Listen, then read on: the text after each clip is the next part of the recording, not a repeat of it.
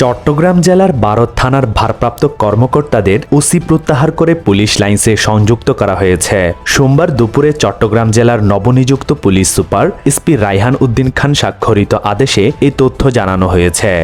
১৪০০ কোটি টাকা ঋণ খেলাপি করে দুবাই চলে যাওয়ার সময় আনসারুল আলম চৌধুরী নামে এক ব্যবসায়ীকে আটক করেছে ইমিগ্রেশন পুলিশ। খাগড়াছড়ির পানছড়ি লোগাংবাজার উচ্চ বিদ্যালয়ে পড়া হাজিরা দিতে দেরি হওয়ায় বিদ্যালয়ের সহকারী শিক্ষক আসাদন চাকমার থাপ্পড়ে গুরুতর আহত হয়ে পানছড়ি হাসপাতালে ভর্তি হয়েছেন এক শিক্ষার্থী। বাঁশখালীর গন্ডামারায় কয়লা ভিত্তিক বিদ্যুৎ কেন্দ্র এসএস পাওয়ার প্ল্যান্টে চোর প্রতিরোধ করতে গিয়ে ছুরিকাঘাতে ২ নিরাপত্তাকর্মী নিহত হয়েছেন। এস আলমের গাড়ি ব্যবহার করায় বিএনপির সাবেক যোগাযোগ প্রতিমন্ত্রী এবং কক্সবাজার ১ আসনের সাবেক সংসদ সদস্য বিএনপির স্থায়ী কমিটির সদস্য সালাউদ্দিন আহমেদকে শোকজ করেছে দলটি।